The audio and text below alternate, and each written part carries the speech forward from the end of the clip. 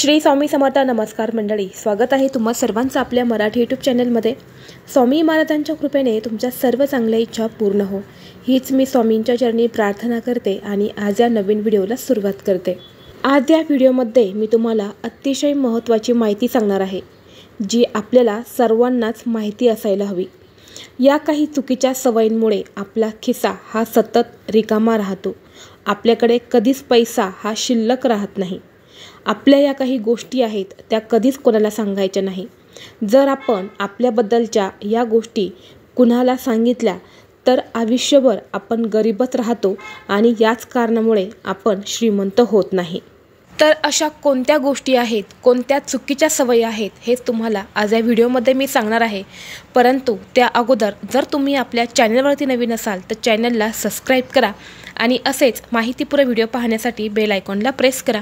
म्हणजे जेव्हा कधी मी नवीन व्हिडिओ अपलोड करेल त्याचं नोटिफिकेशन सर्वात अगोदर तुम्हाला भेटेल आणि तुम्ही एक पण व्हिडिओ मिस करणार नाही.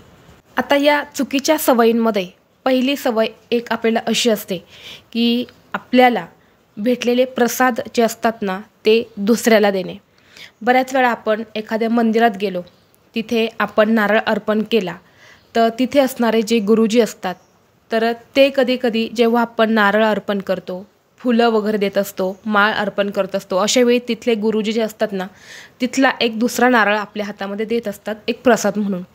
अशा वेळी जेव्हा तो नारळ आपल्याला मिळतो त्यावेळी त्या नारळाचा प्रसाद हा आपल्या घरातल्या व्यक्तीनेच खायला हवा. म्हणून तो नारळ फोडून इतर 4 लोकांमध्ये वाटणं हे पूर्णपणे चुकीचं मानलं जातं. तो आपल्याला भेटलेला एक आशीर्वाद असतो आणि जेव्हा आपल्याला भेटलेला हा प्रसाद आपण दुसऱ्यांना देतो तेव्हा आपण आपली लक्ष्मी ही दुसऱ्यांना वाटत असतो. आपल्याला भेटलेला आशीर्वाद हे आपण दुसऱ्यांना वाटत असतो. यामुळे कधीही तुम्हाला जिथे कुठे प्रसाद भेटेल तो तुम्हाला तुमच्या घरामध्येच खायचा आहे.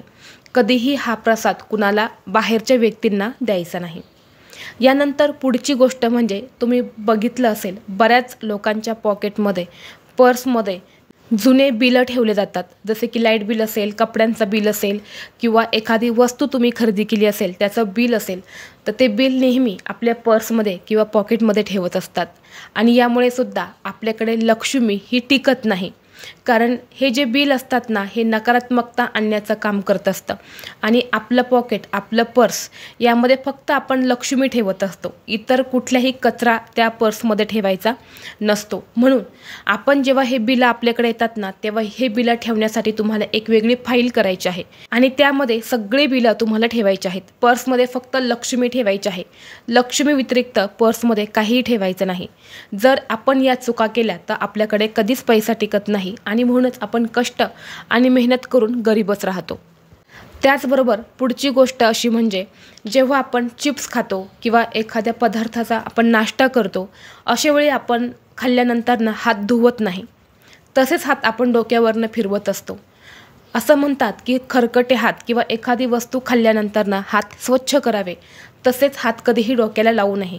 जर आपण उष्टे हात आपल्या डोक्यावरून जर फिरवले तर आपल्याकडे कधीच लक्ष्मी टिकत नाही. असं म्हणतात की आपल्या डोक्यावरून लक्ष्मी निघून जाते आणि म्हणून आपण आयुष्यभर गरीब राहतो आणि सतत आपला खिसा हा रिकामा राहतो. म्हणून कधीही उष्टे हात हे कधीच डोक्याला लावायचे नाही. त्याचबरोबर पुढची गोष्ट म्हणजे रोज रात्री झोपण्याआधी पैसे मोजणे. बऱ्याच लोकांना सवय असते की रात्री झोपण्याआधी पैसे मोजतात. की त्यांचा एखादा व्यवसाय असेल, दुकान असेल, त्यातून त्यांना काही पैसे मिळत असेल, अशावेळी ते दिवसभराचे पैसे रात्री झोपण्याआधी मोजत असतात. परंतु हे पूर्णपणे चुकीचं मानलं जातं. रात्री झोपण्याआधी पैसे हे कधीच मोजायचे नसतात.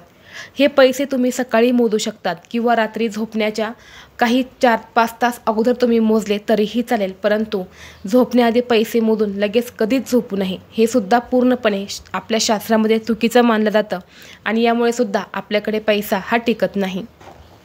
त्याचबरोबर पुढची गोष्ट म्हणजे तुटलेला आरसा वापरणे.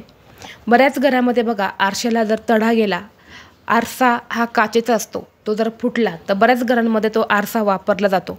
परंतु फुटलेल्या आरशामध्ये आपला चेहरा पाहणे किंवा फुटलेला आरसा हा आपल्या घरात ठेवणे एक नकारात्मकतेचे प्रतीक आहे. यामुळे आपल्या घरामध्ये नकारात्मकता येत असते आणि यामुळे घरात पैसा टिकत नाही आणि सतत पैशांच्या अडचणी येत असतात. म्हणून कधीही तुटलेला आरसा हा वापरायचा नाही आणि घरात देखील ठेवायचा नाही. त्याचबरोबर पुढली चूक म्हणजे जेवण झाल्यावर ताटामध्ये हात धुणे.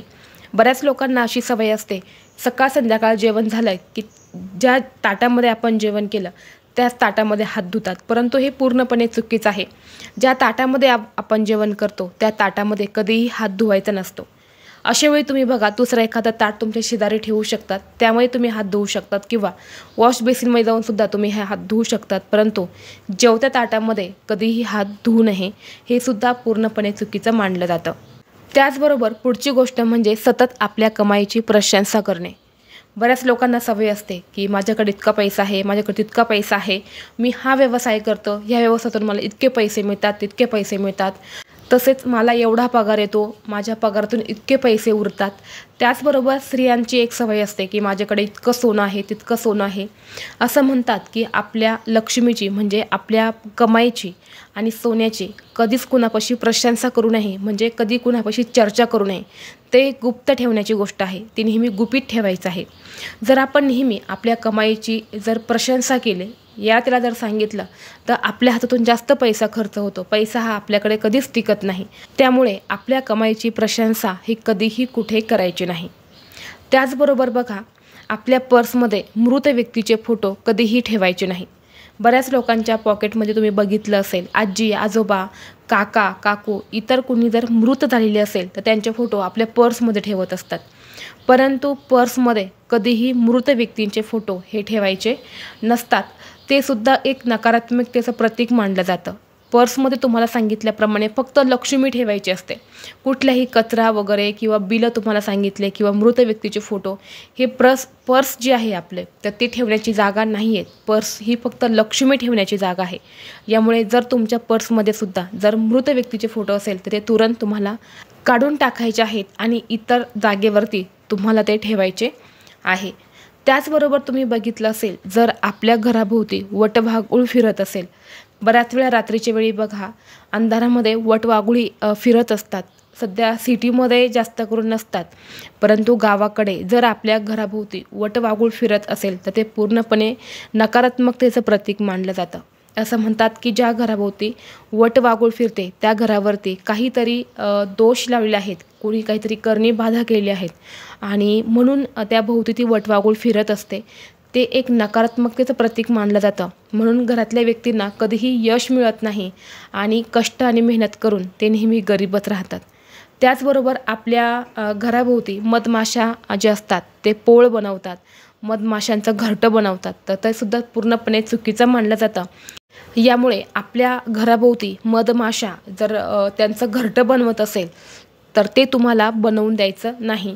याने सुद्धा आपल्या घरामध्ये एक नकारात्मकता येण्याची शक्यता असते. काहीतरी संकट आपल्या घरावरती येणार आहे असं म्हटलं जातं. तर ह्या ज्या तुम्हाला 10 गोष्टी सांगितल्या, ह्या अत्यंत महत्त्वाच्या गोष्टी आहेत. प्रत्येकाने या 10 गोष्टी आवर्जून पाळायच्या आहेत, जेणेकरून आपल्याला श्रीमंत होण्यापासून कोणीही थांबवू शकणार नाही.